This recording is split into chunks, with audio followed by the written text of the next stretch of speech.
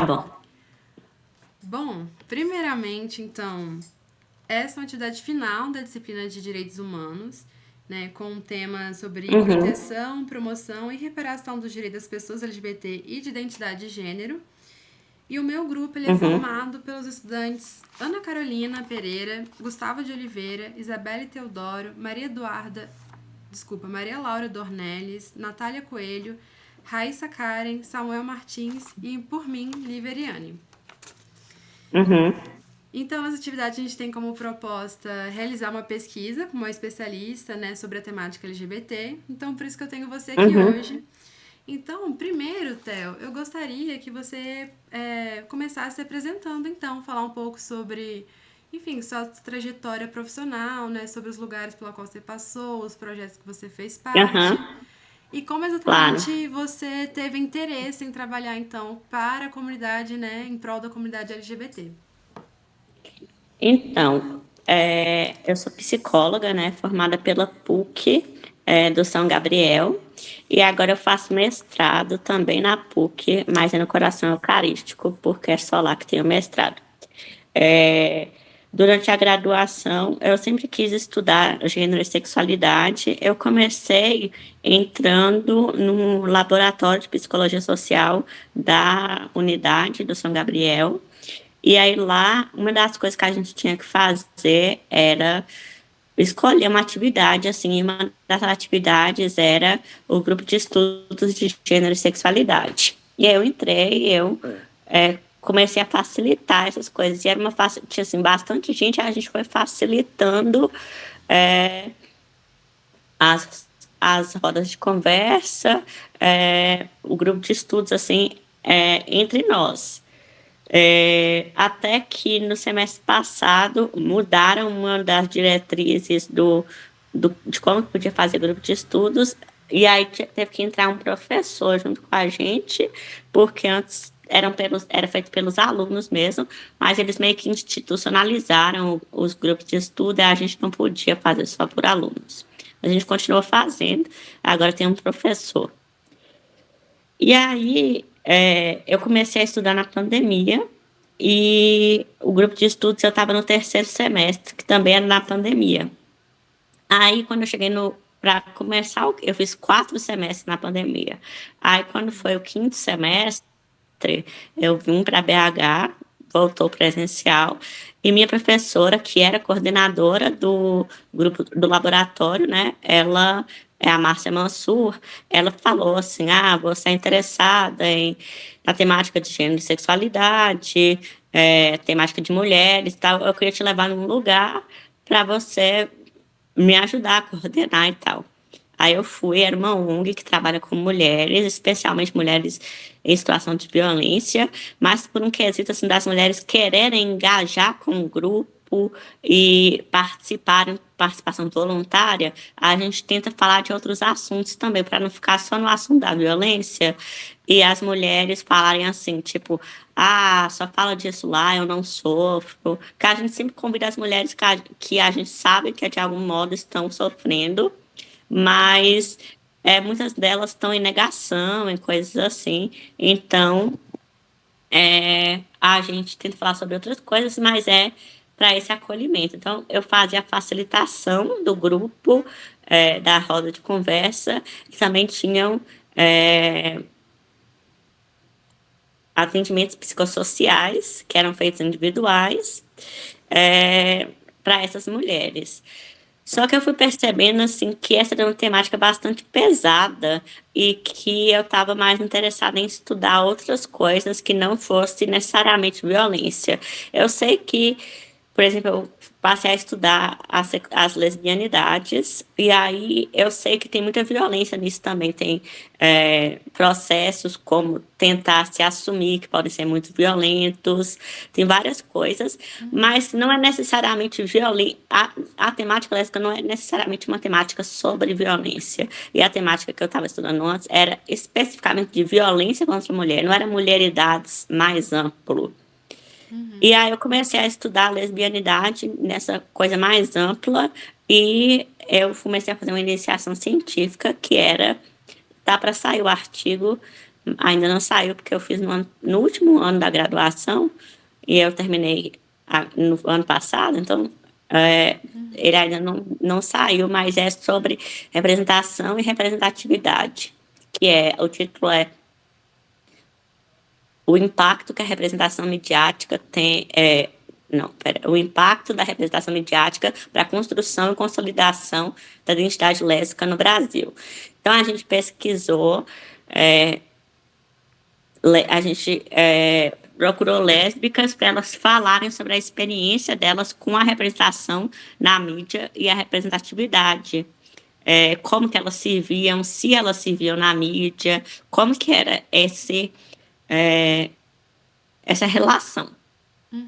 E aí, no TCC, eu continuei com essa temática da lesbianidade e eu pesquisei como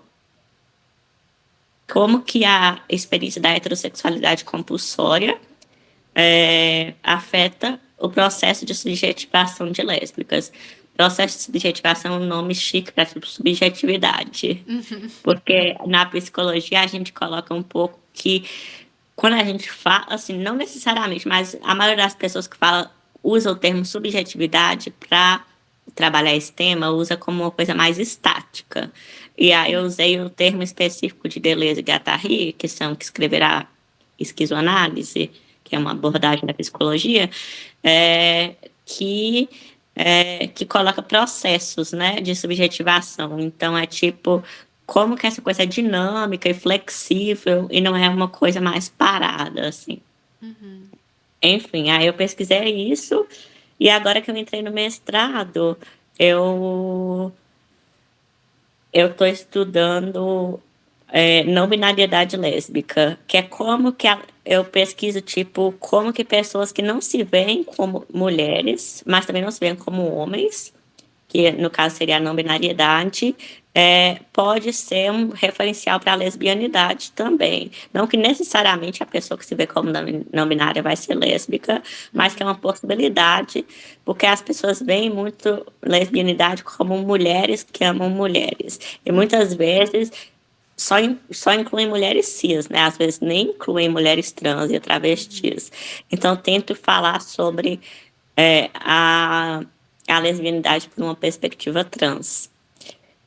E eu faço uma autoetnografia, que é meio que uma etnografia de mim, que em vez de ser um grupo de um grupo social, eu falo sobre a minha própria vivência. Eu acho que isso já vai na sua pergunta de por que isso me interessa. Que assim, eu acho que tem essa parte que eu sou uma pessoa não binária e lésbica, mas também e eu gosto desse assunto pela vivência, mas também porque eu achei muito difícil conseguir me descobrir, não como lésbica, porque foi muito fácil para mim, assim, eu tinha uns 15 anos quando eu me descobri lésbica, mas como uma pessoa não binária, justamente por já saber que eu era lésbica e essa propagação de que lésbicas têm que ser mulheres. Então, não tinha poucos materiais sobre não binariedade, pouca coisa falando, não só sobre a não binariedade, mas esses dois referenciais, não binário e lésbica. E aí eu comecei a ver isso na gringa, assim, mas aqui a gente não tem muito material. E aí eu quis me interessar por pesquisar sobre isso para ser um referencial também para outras pessoas, né? Para falar que essa é uma possibilidade. E hoje, você trabalha, então, apenas restrito a esse grupo de pessoas LGBTs? Ou... Eu trabalho com, assim, eu às vezes eu aceito casos de encaminhamento que não sejam necessariamente pessoas LGBT, mas eu divulgo mais no Instagram e nas redes sociais sobre lesbianidade. Então acaba que aparece mais essas pessoas para mim, assim. Não é, eu coloco geralmente assim, prioritariamente pessoas LGBT, que são meu público que eu tenho mais experiência, mas se aparecer outra pessoa, eu aceito também, a depender do caso. Bom, muito interessante ouvir, assim, a sua trajetória, né? E não tem como separar uma coisa da outra, né? Dá pra ver, assim, que, enfim, a sua vida pessoal, né, suas experiências tá diretamente relacionada à sua trajetória profissional. Enfim, Aham, eu acho isso muito bonito, né? Porque é a melhor forma que, enfim, pode funcionar. uhum, Bom, é, como eu mencionei anteriormente, como é uma disciplina de direitos humanos, então eu já aham. queria perguntar, então, assim, né, para a gente iniciar essa entrevista, se você acha que a psicologia, né, você como profissional, se tem, existe aí, então, esse papel da psicologia para a promoção dos direitos das pessoas LGBTs, né? E se existe, de que Aham. forma que a psicologia atuaria nesse sentido? O que você acha? Então, eu acredito que a atuação da psicologia para mudança estrutural tem que ser a partir de políticas públicas, né? Por exemplo, a psicologia na assistência social, a psicologia no SUS, que são lugares que as políticas vão ser construídas e que vai ter uma mudança estrutural, assim. Não adianta a gente pensar que a clínica vai mudar tudo, porque eu acho que a clínica é meio que uma redução de danos, sabe? Tipo, é, tem coisas ruins no mundo e as pessoas estão tentando lidar com eles e buscam a clínica para essa questão individual, para melhorar individualmente uma, coisas que podem ser questões estruturais, mas eu acho que o papel da psicologia para a mudança de direitos humanos mesmo é com políticas públicas. É, e eu acho assim que independente do lugar, seja na clínica, seja nas políticas públicas, é importante que a psicologia seja afirmativa, né? Porque tem uma linha de psicologia que busca falar assim, que é especialista em tratamento de pessoas LGBT, que chama psicologia afirmativa. Mas, para mim, eu acho que devia ser todas as psicologias, né? Porque não adianta você estar, sei lá, na psicanálise, e aí você vai atender uma pessoa LGBT e você não vai afirmar a identidade dela, você não vai tratar ela como uma pessoa, você vai tratar ela, sei lá, como doente por ser LGBT, já está contra as diretrizes do conselho, já está contra os direitos humanos. Então, eu não sei se eu gosto muito dessa pegada de que uma abordagem específica para tratar LGBTs. Eu acho que seria importante que a psicologia como um todo se engajasse na luta social. Mas o que eu vejo é que tem muita gente, assim, a necessidade de criar essa abordagem foi justamente porque muitas pessoas não fazem isso, né? Então, acho que as pessoas que fazem queriam reforçar que estão fazendo isso. Eu vejo muita psicologia que é muito individualizante, assim, que não olha o contexto social e a estrutura mesmo da sociedade e como que isso impacta no bem-estar e no sofrimento emocional das pessoas. Eu percebi que é recorrente, né, no seu discurso, é sobre essa psicologia social. Então, Aham, acho que explica aí, né, em que sentido a psicologia atuaria, né? aham, Bom, uma pauta que eu queria levantar, que seria sobre os desafios que a comunidade ainda enfrenta hoje em dia. Porque a gente sabe que, né, teve já muitas conquistas, né? Então, enfim, o casamento civil, o direito à adoção de criança entre casais homoafetivos, o nome social, ou a própria criminalização, né, da LGBTfobia. Mas eu não sei se você uhum. tem essa impressão, Theo, mas nos últimos anos, e assim, eu penso que principalmente depois, assim, nessas últimas duas eleições, acho que até mais do que, sei lá, polarização política ou essa grande briga ideológica, acho que muito mais do que isso, a gente vê esse crescimento desse discurso de ódio, né, voltado para essas pessoas, para essa comunidade, e que vem de novo questionando essas conquistas que são asseguradas por lei hoje em dia.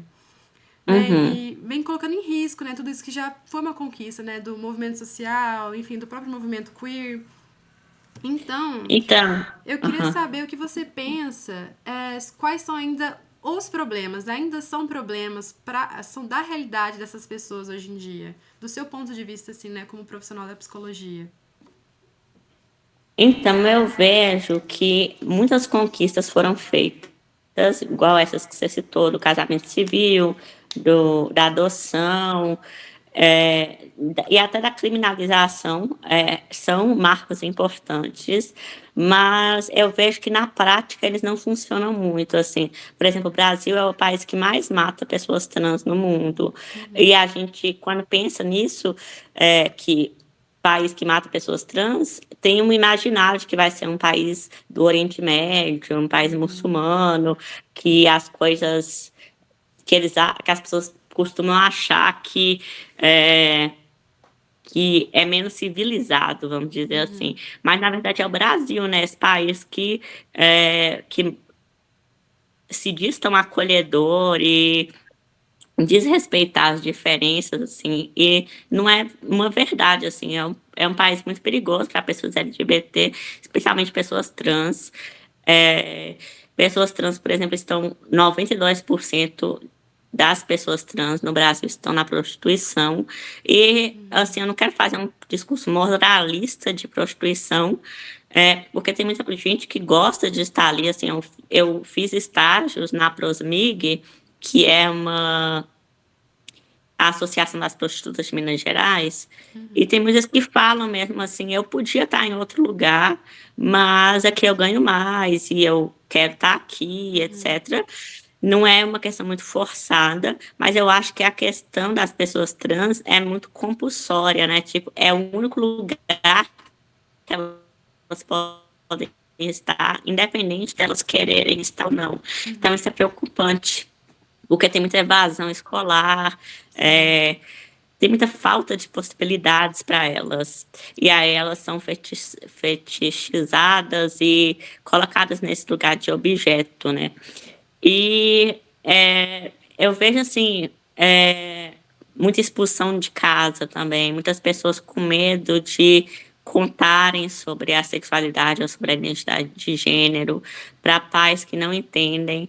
Eu vejo que tem muitos coletivos, muitas coisas que abarcam, tem tipo Mães pela Liberdade, Mãe pela Diversidade, que são os que eu acho que mais famosos, pelo menos dos que eu conheço, é, que fazem esse movimento muito legal, mas que infelizmente não são todos os pais e mães que estão nessa luta. Então, tem muitas pessoas morrendo, né? E muitas pessoas com medo também. É, a minha experiência de me assumir foi muito difícil, por exemplo, porque meus pais são muito conservadores, assim. E eu vejo que pelo menos assim eu tive o mínimo de seguridade garantida, assim, eles não me expulsaram de casa nem nada, mas foi muito problemático as coisas que aconteceram. E não é seguro para todo mundo, né? Então, tipo, é, tem a lei, por exemplo, mas o que eu ia fazer, por exemplo, eu ia denunciar meus pais. Não, não é, apesar de existir esse aparato judicial judicial e de leis e tal, não tem, não, a realidade da população não expressa, assim, da sociedade, ainda é muito preconceituosa. Sim. Bom, eu queria voltar no algo que você mencionou sobre essa marginalização, né, da comunidade, né, que acaba que essa falta de Uhum, apoio em casa e na escola. Você mencionou sobre a escola, sobre ter muita evasão escolar. Inclusive, meu grupo, a gente teve que levantar alguns dados para um outro trabalho. uhum, E teve, eu até anotei aqui para trazer mesmo, que a ANTRA, que é a Associação Nacional de Travestis e Transsexuais, eles realizaram essa aham, pesquisa em 2022, em que 70% das pessoas trans e travestis não concluíram o ensino médio em 2022, né? aham. E apenas 0,02% dessas pessoas chegaram a ter acesso ao ensino superior. Então a gente vê sim, tipo, em dados reais, que existe uma falha, Sim. né? Existe ali uma negligência, principalmente no ambiente escolar, que é o que eu gostaria de conectar para a próxima pergunta, que seria então quais seriam os desafios especificamente nesse contexto escolar das pessoas, dessa comunidade. Eu acho que no contexto escolar eu penso muito na questão das pessoas trans, porque Parece que é um desafio maior ultimamente, assim, não que para pessoas LGBT que são cis, né, lésbicas, bi, gays, pan, seja fácil, mas a identidade de pessoas trans tem sido muito questionada ultimamente, a legitimidade dessas identidades, né? E tem um discurso muito que é empregado, que vai para as escolas, mas que é empregado pela sociedade sobre crianças, né? Que não as crianças não são trans e que você tem que proteger as crianças de pessoas trans e que crianças ou adolescentes que se dizem trans estão sendo cooptados pelo movimento woke. Então, com essa medida de que está protegendo as crianças, você está criando crianças que têm medo de se assumirem, né? E crianças que morrem por isso. Eu acho que tem uma lei muito importante que é assim: você só pode fazer retificação de nome aos 18 anos, mas você pode usar nome social em qualquer idade. E se você tem menos de 18 anos, você quer usar nome social, você não precisa pedir para seus pais. Então, se você quer usar seu nome social na escola, você pode usar e você pode conversar com os professores para eles continuarem falando com seus pais seu nome morto, assim, né? Seu nome de origem. Só que isso não é feito porque as pessoas têm muito medo disso, assim, de que as crianças trans estão sendo cooptadas e que os pais têm que saber. E muitas vezes existe esse imaginário de que na família a família tem esse aval de ser violento, né? Porque nesse imaginário de que os pais sabem mais e que se eles estão sendo violentos é porque é para ajudar a criança, é por um bem maior, né? Então, não percebem que nem sempre a família é um lugar de amor, né? E aí, quando você quer ser protegido desses espaços e usar a identidade que você, o nome e o pronome que você quer na escola, em outros espaços, isso acaba não sendo permitido, assim. Então, eu acho que o essencial é que os professores e os alunos, eles aprendam a respeitar essas coisas, né? Esse nome social, é, os pronomes, uso de banheiro também, porque, na verdade, o banheiro ele pode ser usado pela identidade que você se reconhece, né? Mas muitas pessoas têm muito um problema de trans no banheiro, que as pessoas ficam loucas, né? Falando que é principalmente contra mulheres trans, né? Não falam muito sobre homens trans, pessoas não binárias, mas falam muito que mulheres trans, por terem nascido homens, vão ser violentos e que homens vão fingir que são mulheres para entrar no banheiro e estuprar. Então tem muita essa questão. E o problema é como que isso vai ser feito, né? Porque o governo, hoje em dia, o governo do Lula é mais liberal e etc. do que o governo do Bolsonaro, com certeza, mas acaba não fazendo tantas coisas em prol, assim, né? Tantas mudanças. Então, eu acho que é essencial a formação de professores para isso, mas tem uma dificuldade muito grande disso acontecer, assim. Sim, assim, é muito lamentável e é desafiador também, né? Eu digo assim, por ser a minha área. Eu ainda não atuo, né, como professora, mas eu tenho diversos colegas da faculdade que Aham, trabalham em escolas, né, que trabalham com criança. E a gente vê muito essa realidade, assim, né, de que as escolas, elas não são preparadas para lidar, né, para lidar com as demandas e necessidades das pessoas LGBTs. E assim, não só preparadas, mas às vezes aham, não tem nenhum interesse, né, enfim, de apoiar sim. essas crianças, esses adolescentes. E mesmo quando tem, né, quando existe esse profissional, existe esse professor que vai apoiar aquela criança, muitas vezes apoiar vai significar se opor, então, toda essa comunidade escolar, né? Às vezes significa se Aham. opor ao corpo docente, se opor àquela gestão, enfim, a se opor às outras famílias. Então, às vezes, assim, é uma situação complicada.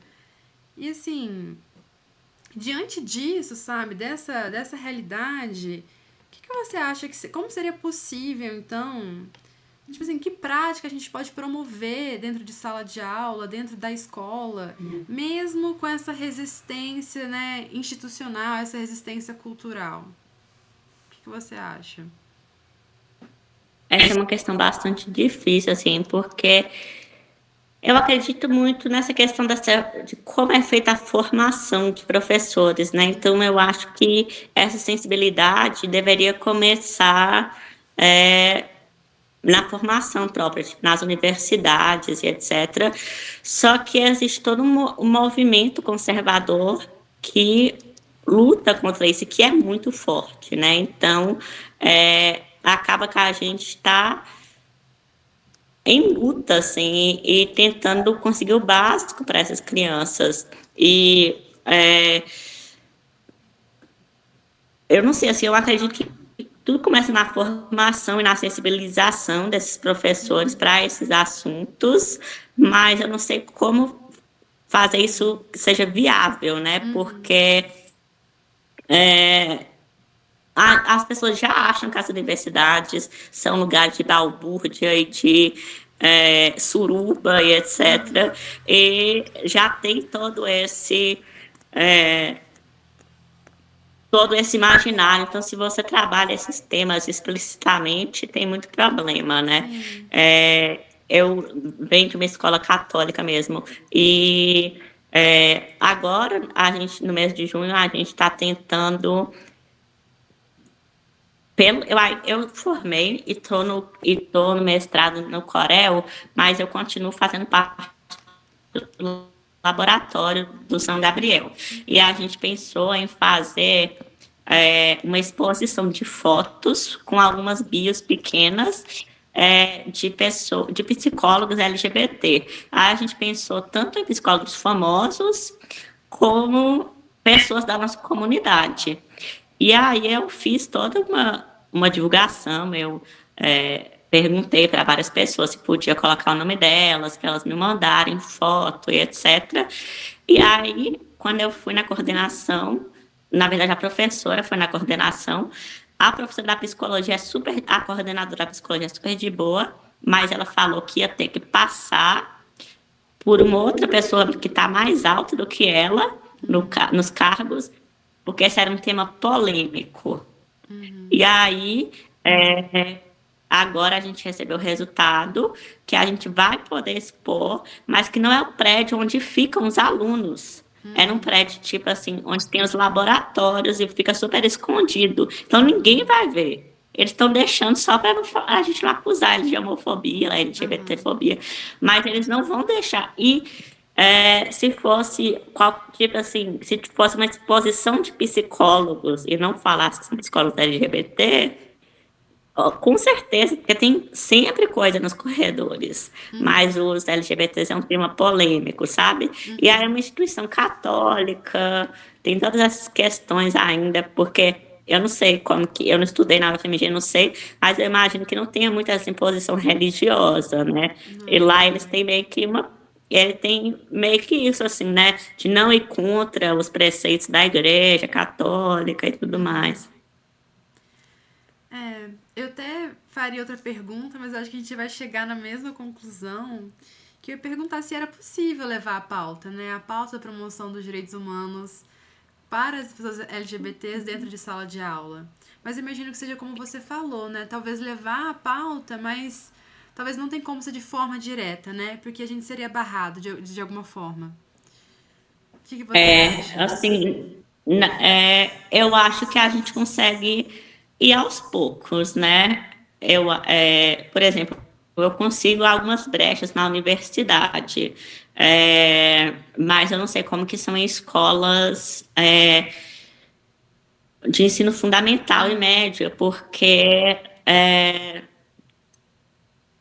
tem muito essa questão, tanto da escola sem partido, que é uma merda, e também sobre educação sexual nas escolas, que é proibido e etc., por várias escolas. Assim, não sei como que é lá na lei, mas tem muitas escolas que não deixam. E falar de LGBT, eles veem como essa coisa sexual e etc., né? Então, eu acho que a gente tem que passar por essas duas coisas, né? Eu acho que é a segunda, principalmente, do medo das pessoas de educação sexual, assim, e de Uhum. qualquer tema que fale sobre sexualidade. Mas eu vejo que na universidade eu consigo algumas brechas, algumas aulas abertas de professores que não são homofóbicos, Uhum. coisas assim. Mas a gente vai muito pelas beiradas, assim, os eventos, por exemplo, eu já tentei na psicologia, a faculdade da psicologia tem um YouTube. E aí eu sempre tento colocar temas LGBTs e nunca vai, nunca passa. Uhum. Então, tipo, para a comunidade mais ampla é muito difícil.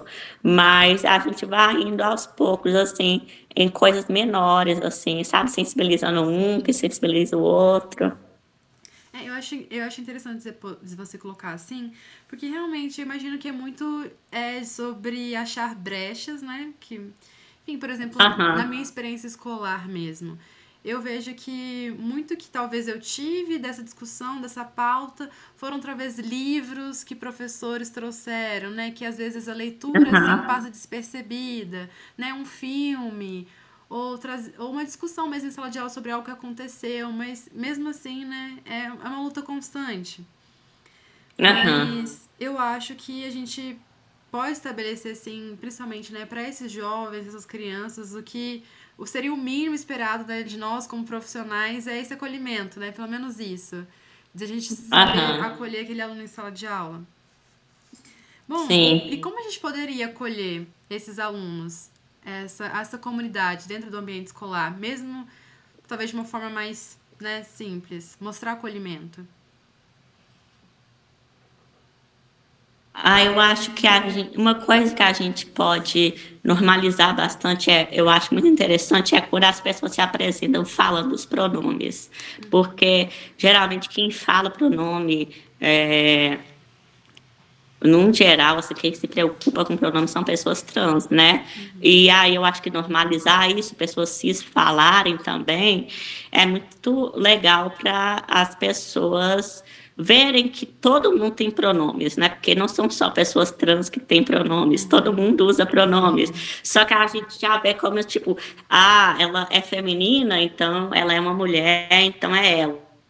Não tem muito essa discussão de qual pronome que a pessoa vai usar, porque as pessoas acham que já está dado, né? Uhum. E eu acho que falar, tipo, de respeitar nome social, que se a pessoa que você vai usar o nome que a pessoa quer, é, que a pessoa se sente confortável e falar que vai tomar o devido cuidado, por exemplo, saber se os pais são de boa para poder é, falar sobre isso, ou Uhum. se vai ser uma coisa difícil, então vai usar o outro nome da pessoa para Uhum. conversar com os pais. É, Eu acho que também, assim, o que que a gente vê é que, assim, eu sei que o trabalho do professor é muito árduo e são muitas vezes muitas turmas e muita coisa, mas eu acho que falar sobre bullying também é importante, né?